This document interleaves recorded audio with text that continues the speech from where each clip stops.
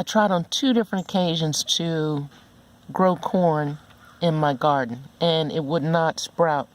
This, what you're looking at here, is some ears of corn that were going bad. Someone had given this to me, and it was stuffed in the back of my refrigerator. And I decided just to put it in my worm bin and look at it. Too bad it's the end of the season. It is September 20th. Yeah, September 20th. And it's absolutely gorgeous.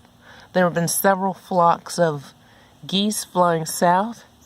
And got to start making arrangements to put some of my peppers into pots. They were very prolific, and I want to make sure that I keep those. So I'm going to be doing some videos on those. I apologize for not being around much at all these past, seems like 2 months now. Had a project going on, and it took a lot of my time. My garden didn't do as well in some respects. Wasn't able to really take care of the pests like I should have. And I wasn't able to follow a lot of your content like I normally would. So for that, I apologize. But I thought this was really kind of cool.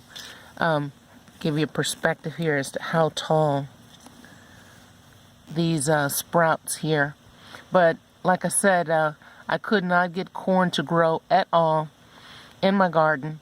But I put this in my worm bin, and it just absolutely took off.